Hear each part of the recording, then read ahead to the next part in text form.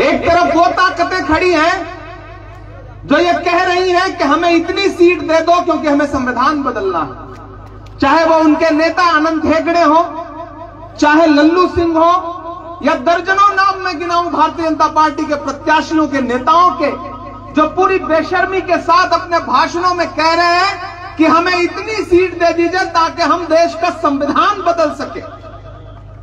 और प्रधानमंत्री जी और गृह मंत्री चुप होकर के अपने नेताओं के बयान सुन रहे हैं और खामोश हैं।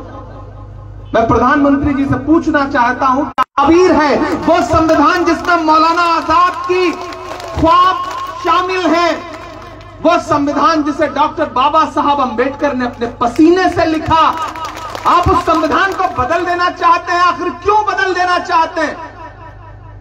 आप इस देश के लोगों का मुस्तकबिल नहीं बदलना चाहते, आप बेरोजगारी नहीं खत्म करना चाहते, आप महंगाई नहीं खत्म करना चाहते, आप मुल्क से नफरत का माहौल नहीं बदलना चाहते, संविधान बदलना चाहते हैं।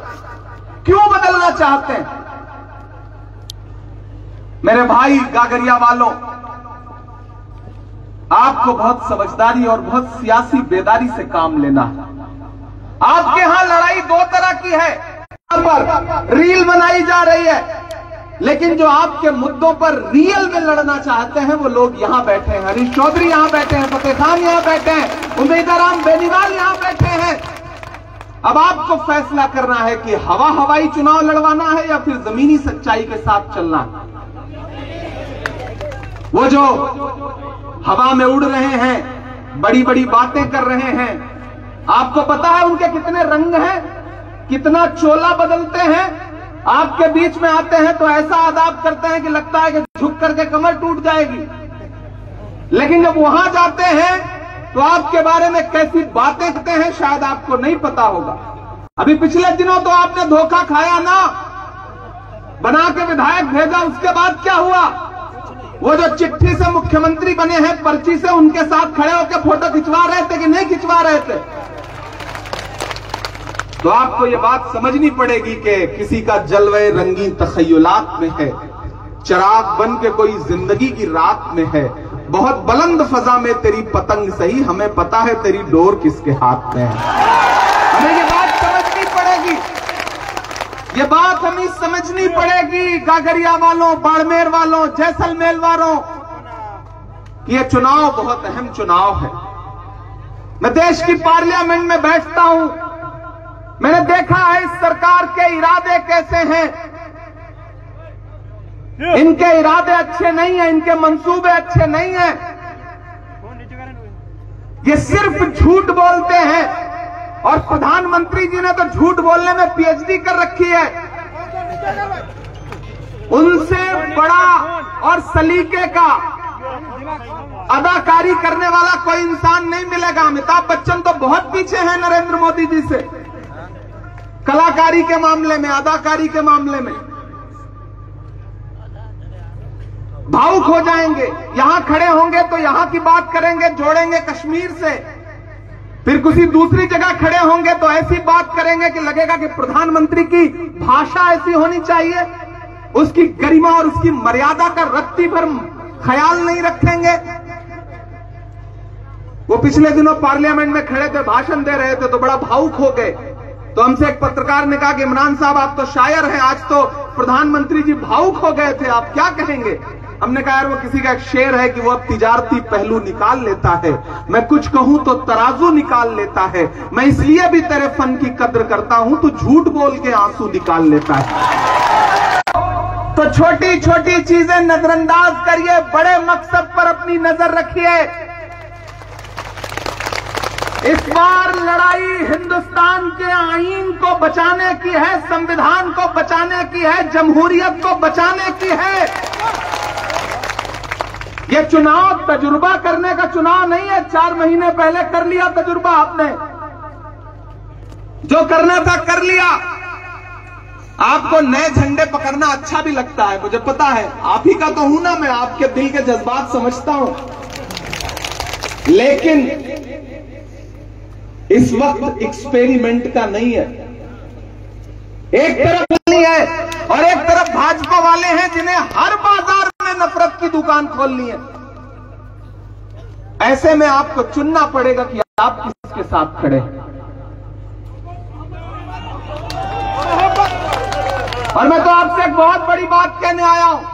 मुझे याद है 2022 7 सितंबर की वो सुबह, हरीश चौधरी जी भी मौजूद थे। वो सुबह आपको भी याद होगी, कन्याकुमारी के साहिल पर एक शख्स खड़ा था और ये कह रहा था कि मैं हिंदुस्तान से नफरत कम करने के लिए अपने कदमों के बल 4000 किलोमीटर कन्याकुमारी से कश्मीर चलूंगा और सिर्फ एक नारा लगाऊंगा कि नफरत छोड़ो, भारत जोड़ो। भारत को जोड़ने के लिए 4000 किलोमीटर वो शख्स चलता रहा। मुझसे पत्रकारों ने कहा कि इमरान साहब, आप राहुल गांधी के कंधे से कंधा मिला के चल रहे हैं, आप तो शायर हैं, आप क्या कहेंगे? तब मैंने कहा था कि जो हर जालिम से टकराएगी वो आंधी बनाऊंगा, जो हर जालिम से टकराएगी वो आंधी बनाऊंगा। नए अंग्रेज आए हैं, नया गांधी बनाऊंगा। लड़ाई बहुत बड़ी है, बहुत मुश्किल है। एक तरफ झूठे लोग खड़े हैं, एक तरफ सच्चा इंसान खड़ा है जिसका नाम राहुल गांधी है, और हम सारे लोग उसके सिपाही बनकर के आज आपके बीच में खड़े हैं। एक तरफ भाजपा के लोग हैं जिन्हें झूठ के अलावा कुछ नहीं आता, वो ऊपर से लेकर नीचे तक। वो भाजपा के एक मंत्री एक गांव में पहुंचे, हरीश भाई, उन्होंने गांव वालों को इकट्ठा किया, बोले गांव वालों आओ, हम तुम्हारी समस्या खत्म करना चाहते हैं। गांव वाले भोले भाले थे, आपकी तरह, गागरिया के लोगों की तरह, वो इकट्ठे हो गए। तो मंत्री जी ने कहा कि बताओ तुम्हारी क्या समस्या है, मैं तुम्हारी समस्या खत्म करूंगा। तो गांव वालों ने कहा साहब हमारी 2 समस्या है। बोले बताओ, खत्म कर दूंगा। तो गांव वालों ने कहा पहली समस्या यह है कि हमारे गांव में कोई हॉस्पिटल नहीं। तो मंत्री जी ने फोन निकाला, पता नहीं कौन सा नंबर डायल किया और लगे हड़काने फोन पर कि कल तक मुझे इस गांव में एक हॉस्पिटल चाहिए, अधिकारियों सुन लो, कल तक हॉस्पिटल चाहिए। ये कह करके उन्होंने फोन रख दिया। बोले देखो मैंने तुम्हारी पहली समस्या खत्म कर दी, दूसरी समस्या बताओ। तो गांव वालों ने कहा साहब हमारी दूसरी समस्या यह है कि इस गांव में मोबाइल का कोई नेटवर्क ही नहीं है। ये है भाजपा के लोग, इन्हें झूठ बोलने के अलावा कुछ नहीं आता। 2013 में झूठ का एक नारा दिया था उन्होंने ना, कि बहुत हुई महंगाई की मार, अब की बार मोदी सर, और देश ने भरोसा कर लिया। अंजाम क्या हुआ? जो 58 रुपए लीटर पेट्रोल डीजल था वो 100 के पार पहुंच गया। गैस सिलेंडर 400 से 1000 के पार पहुंच गया। आटा, चावल, दूध, दही, पनीर, छाछ, लस्सी, किस चीज पर महंगाई नहीं आ गई? ये भाजपा की सरकारें फिल्में टैक्स फ्री करती हैं और कफन पर जीएसटी लगाती हैं। आपको समझना पड़ेगा ये बात। ये चुनाव बहुत अहम चुनाव है। यहां सारे समाज के लोग बैठे हैं, 36 कौम के लोग बैठे हैं। एक लफ्ज होता है उम्मीद, और एक उससे भी ऊपर जाकर के तब फिर उम्मीदा होता है। उम्मीद से भी आगे का एक लफ्ज है। तो आपको प्रत्याशी भी कमाल के मिले हैं। उम्मीदा राम बेनीवाल जी के बारे में मैं बहुत सुनता रहा हूं। आज जब वो बोल रहे थे तो मैंने महसूस भी किया कि निहायत ही शरीफ प्रत्याशी कांग्रेस पार्टी ने आपको दिया है, और शरीफ इंसान की लाज बचाना आपकी जिम्मेदारी है। शरीफ इंसान की लाज बचाना आपकी जिम्मेदारी है। गागरिया वालों, अनेकों प्रश्न ऐसे हैं जो दोहराए नहीं जाते, बहुत उत्तर भी ऐसे हैं जो बतलाए नहीं जाते। मेरी ख्वाहिश है तुमको चांद तारे तोड़कर दे दूं, मगर चादर से बाहर पांव फैलाए नहीं जाते। और यही सब सोच करके ही हमें दिल में जगह देना कि घर आए हुए मेहमान लौटाए नहीं जाते। मैं रात अकोला में था, महाराष्ट्र में, उससे पहले नांदेड़ में था। मैं पूरे देश का माहौल आपको बता रहा हूं। केरल में चुनाव प्रचार के बाद उत्तराखंड था, उत्तराखंड से उत्तर प्रदेश गया, बिहार गया, जम्मू कश्मीर गया, महाराष्ट्र गया, आज यहां खड़ा हूं। कल बिहार में रहूंगा, पश्चिम बंगाल में रहूंगा। पूरे देश में एक बात, एक माहौल है कि दक्षिण भारत में भाजपा साफ और उत्तर भारत में भाजपा हाफ। एक नारा पूरे देश में है। ये जो प्रधानमंत्री जी बता रहे हैं हमें इतनी सीट आ रही है ना, ये वही तो प्रधानमंत्री हैं जिन्होंने कहा था 15 लाख आपके खाते में आएंगे। जैसे वो जुमला था वैसे ये भी जुमला है, इससे ज्यादा कुछ भी नहीं। जुमले के झांसे में मत आना, किसी जुमले के झांसे में मत आना। आप बाड़मेर, जैसलमेर की ये सीट जिता करके दे दीजिए, इमरान प्रतापगढ़ी और हरीश चौधरी आपसे वादा करते हैं कि दिल्ली में इंडिया अलायंस की सरकार बना करके देंगे आपको। मैं पूरे देश का माहौल देख करके आ रहा हूं, इसलिए आपसे ये बात कह रहा हूं। और गागरिया वालों, आप बड़े जिंदा दिल लोग हैं, बड़े भोले लोग हैं। आपके बारे में हम दिल्ली में बैठ करके कहानियां सुनते हैं। आपसे बस इतना कहना चाहते हैं कि ये ए टीम, बी टीम सब एक हैं। ऊपर का खोल उतारोगे तो अंदर सब एक हैं, एक जैसे हैं। और आपको बस इतना समझना है कि बार बार गलतियां नहीं की जाती। एक गलती आपने करी और वो गलती भी वक्त और हालात की वजह से हो गई। मैं तो अपने बुजुर्ग से भी कहना चाहता हूं कि आपको आने वाली नई नस्लों के मुस्तकबिल के लिए समझदारी से काम लेना पड़ेगा। गागरिया वालों, कम कहूंगा, ज्यादा समझना। आप समझदार लोग हैं। महान बादशाह सिकंदर ने यूनान फतेह किया। यूनान फतेह करने के बाद जीत का जश्न मनाने के लिए वो शहर की सड़कों पर निकला तो उसने देखा कि पूरा शहर जश्न मना रहा है। एक फकीर सो रहा है सड़क के किनारे, चादर तान के। सिकंदर को गुस्सा आया। सिकंदर अपने घोड़े से उतरा और उस फकीर के पास गया और जोर की एक लात उसको मारी और मार के कहा, क्यों रे फकीर, मैंने शहर फतेह कर लिया, शहर जश्न मना रहा और तू सो रहा है। उस फकीर ने उनींदी आंखों से सिकंदर की तरफ देखा और देख करके कहा कि शहर फतेह करना बादशाहों का काम है, लेकिन लात मारना गधे का काम है। क्या खुदा की कायनात में इंसानों की इतनी कमी हो गई है जो उसने बादशाहत एक गधे के हाथ में सौंप दी? लात तो आपको भी पड़ी, हमको भी पड़ी। 2014 में महंगाई की लात पड़ी, 16 में नोटबंदी की लात पड़ी, उसके बाद जीएसटी की लात पड़ी, उसके बाद चंदा दो धंधा लो वाला एक नया स्कैम आया है साहब। किस तरह से इलेक्टोरल बॉन्ड के नाम पे देश को लूटा गया है, एक्सटॉर्शन किया गया है। आने वाले दिनों में देखिएगा आप। राहुल गांधी ने प्रेस कॉन्फ्रेंस करके 3 दिन पहले कहा है कि भारतीय जनता पार्टी 150 सीट का आंकड़ा पार नहीं करने जा रही है इस लोकसभा चुनाव में। और अगर राहुल गांधी ने कहा है तो फिर इसे पत्थर की लकीर समझिए। और मैं तो यहां एक बहुत बड़ी और बहुत संजीदा बात कह रहा हूं। मेरी नई नस्लों, आप इसे रिकॉर्ड कर रहे हैं, इसे जहनों में भी रिकॉर्ड करके ले जाइएगा, इसे दिल में भी रिकॉर्ड करके ले जाइएगा। मैं आज उम्मेदाराम बेनीवाल जी के लिए, हरीश चौधरी जी के लिए, फतेह भाई के लिए आपके सामने दामन फैला के खड़ा होकर के एक बहुत जिम्मेदारी भरी बात कहता हूं कि अरे आप तो वो लोग हैं, सुनिए मेरी बात पहले, बाद में समर्थन करिएगा। आप तो वो लोग हैं जो इस बात पर ईमान रखते हैं कि मजदूर का पसीना सूखने से पहले उसको उसकी मजदूरी दे देनी चाहिए। ईमान रखते हैं इस बात पर ना? रखते हैं इस बात पर ना? अगर इस बात पर ईमान रखते हैं तो मैं आपसे राहुल गांधी की मजदूरी मांगने आया हूं।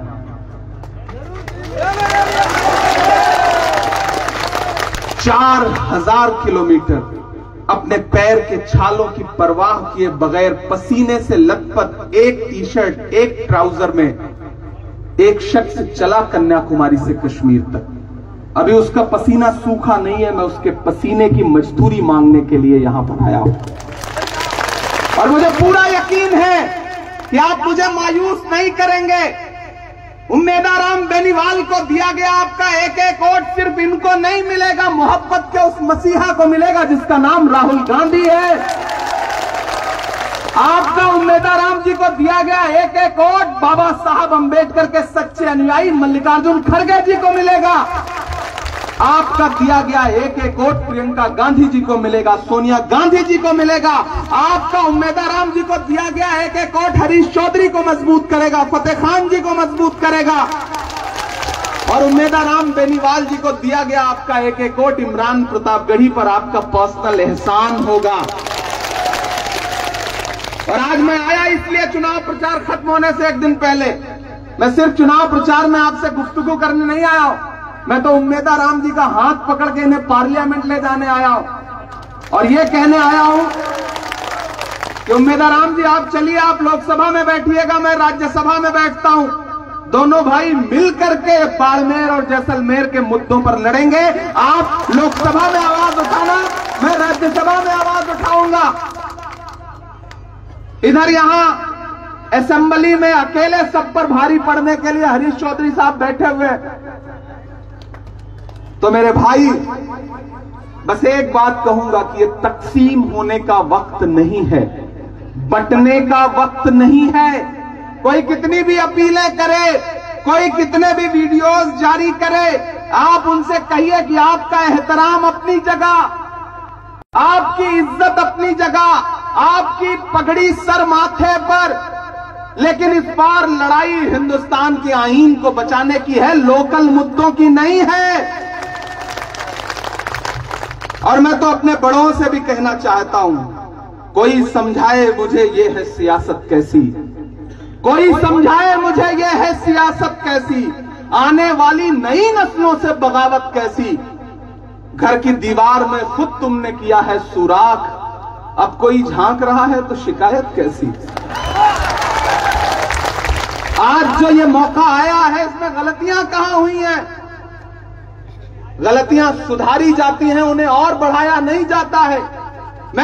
मेरी उम्र बहुत कम है, मैं अपने बड़ों के लिए बेटे की तरह हूं, आपके लिए भाई की तरह हूं। महज 34 साल की उम्र में हिंदुस्तान में बैठता हूं। मेरी उम्र भले वहां दिल्ली में जो ताकतें बैठी हैं उनको फायदा होगा, याद रखना इस बात। मैं आखिर में जाते जाते एक नज्म सुना के जाता हूं, नहीं आप कहेंगे कि भाषण बहुत सुना दिया इसने। भाषण आपने वैसे भी बहुत सुना। ये न्याय पत्र है जो कांग्रेस पार्टी का घोषणा पत्र है। मैं इस कमेटी का मेंबर हूं, सबसे कम उम्र का मैनिफेस्टो कमेटी का मेंबर हूं। और हमने, पी चिदंबरम जी ने, शशि थरूर ने, जयराम रमेश जी ने, इन सब ने मिलकर के हम लोगों ने जो मैनिफेस्टो बनाया है वो मैं आपके बीच में लेकर आया हूं। जानते हैं ये मैनिफेस्टो क्या कह रहा है? ये मैनिफेस्टो कह रहा है नौजवानों कि जैसे ही कांग्रेस पार्टी की सरकार बनेगी, सेंट्रल गवर्नमेंट की तरफ से 30 लाख नौकरियां एक साथ निकाली जाएंगी, पद भरे जाएंगे। ये मैनिफेस्टो कह रहा है कि 25 साल तक के वो नौजवान जो डिग्री लेकर के, डिप्लोमा लेकर घूम रहे हैं, नौकरी नहीं है, उनको 1 लाख रुपए हर साल बेरोजगारी भत्ता दिया जाएगा। और अगर मेरी आवाज मेरी माओ बहनों तक पहुंच रही हो तो सबसे बड़ा ऐलान तो उनके लिए है। कांग्रेस पार्टी कह रही है कि जैसे ही हमारी सरकार बनेगी, हर गरीब औरत के लिए, हर गरीब महिला के लिए हर साल 1 लाख रुपए डायरेक्ट उनके अकाउंट में दिया जाएगा। कांग्रेस ये नहीं कह रही है कि महिला हिंदू हो, मुसलमान हो, गरीब, सिख हो, ईसाई हो, बस गरीब हो और भारत की महिला हो, उसको 1 लाख रुपए। मैं आखिर में एक नज्म सुना करके आपसे विदा लेता हूं। आप बहुत अच्छे लोग हैं, बहुत मोहब्बत से सुन रहे हैं। आप मुझको मेरी शायरी की वजह से जानते हैं। ये जो मैनिफेस्टो है इसका नाम है न्याय पत्र। आप अगर थक गए हो तो अगले 3 मिनट पूरे जोश के साथ मुझे नजर आइए। जिसके लिए गागरिया जाना जाता है, जिसके लिए गागरिया पहचाना जाता है, यहां मौजूद एक एक आदमी हाथ उठा करके ताली बजा के मुझे समर्थन दे। मैं एक नज्म आपको सुनाना चाहता हूं कि अब तो राहुल गांधी ही लेकर आएंगे न्याय। ये जो न्याय पत्र है कि अब तो राहुल गांधी ही लेकर आएंगे न्याय। Modi ji bye bye, Modi ji bye bye. अब तो राहुल गांधी ही लेकर आएंगे न्याय। Modi ji bye bye, Modi ji bye bye. Bharat की जनता ने ये मिलजुल के बनाई राय। Modi ji bye bye, Modi ji bye bye. कि युवा नौकरी पाएगा और कम होगी महंगाई। युवा नौकरी पाएगा और कम होगी महंगाई। मिलजुल करके रहेंगे हिंदू, मुस्लिम, सिख, ईसाई। कि गैस सिलेंडर महंगा है, गैस सिलेंडर महंगा है फिर ना उबलेगी चाय, मोदी जी बाय बाय। अब तो राहुल गांधी ही लेकर आएंगे न्याय, Modi ji bye bye, Modi ji bye bye. जाविया वालों